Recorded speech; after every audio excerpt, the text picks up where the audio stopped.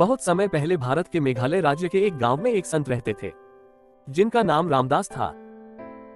वह बहुत तपस्वी थे और उन्हें अपनी जादुई सिद्धि के लिए जाना जाता था, परंतु वह हमेशा चालाक ठगों के निशाने पर रहते थे। परंतु गांव वाले रामदास को बहुत प्रेम करते थे और उन्हें एक आध्यात्मिक मार्गदर्शक के रूप में सम्मान देते थे और उनकी बातों को ध्यान से सुनते और अमल में लाते थे। यह सब देख एक दिन ठग रमेश, जो कि गांव वालों की नजर में बहुत बदनाम ठग था, रमेश चालाक चालों और छल कपट के लिए मशहूर था।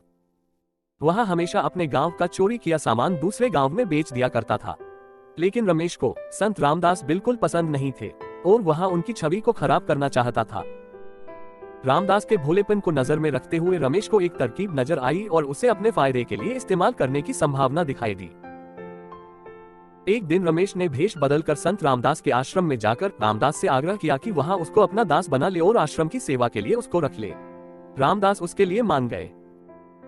अगले दिन रमेश ने रामदास के पास जाकर एक आदर्श छात्र की तरह उपस्थित होते हुए अपने आध्यात्मिक ज्ञान में मार्गदर्शन की मांग की। रमेश यह सोचने लगा कि मैंने संत रामदास का विश्वास प्राप्त कर लिया है। एक दिन रमेश ने गांव के सबसे बड़े मंदिर, जिसके पुजारी संत रामदास ही थे, उसमें चोरी करने की योजना बनाई। एक सुबह के वक्त ठग रमेश ने मंदिर का सारा धन चोरी कर लिया।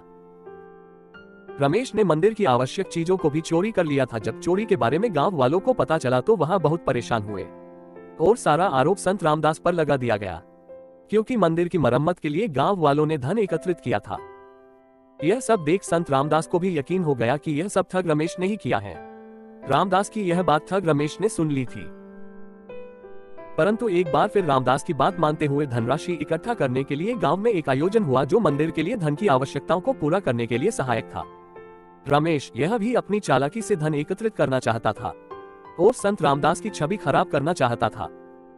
गांव वाले कमाए गए पैसे का योगदान देने के लिए उत्सुक थे, यही सोचते हुए कि यह मंदिर के हित में जाएगा।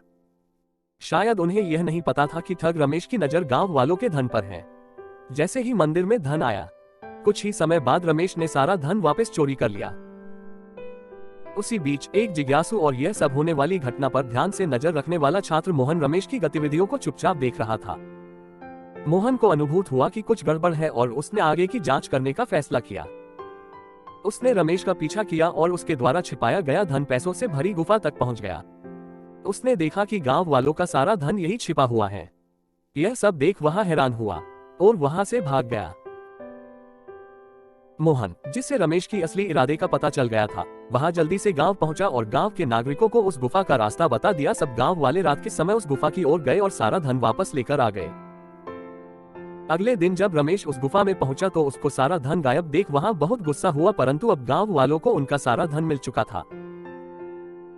सब गांव वाले मोहन को शाबाशी देने लगे, परंतु मोहन ने बोला कि यह सब संत रामदास जी की वजह से हुआ है, क्योंकि उन्होंने ही मुझे रमेश पर नजर रखने को कहा था। गांव वाले हैरान हुए और संत रामदास जी से माफी मांगने लगे। मिला एल रामदास जी ने सबको माफ कर दिया था। उन्होंने कहा कि मुझे रमेश पर पहले से ही शक था, इसलिए मोहन को रमेश पर नजर रखने के लिए कहा था।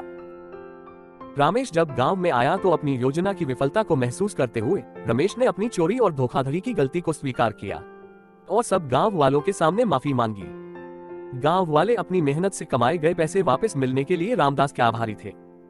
उस दिन के बाद से रमेश ने लोभ और विवेक के महत्व का एक मूल्यवान सबक सीखा और ठगी ना करने का प्रण भी लिया। संत रामदास गांव में ज्ञान और न्याय के प्रतीक बन गए। यह दुखों का अंत गांव वालों के लिए लोभ और अंधविश्वास के परिणामों का महत्व समझाने वाली एक नैतिक कहानी बन गई थी, जो उनको बहुत समय तक याद रहेगी।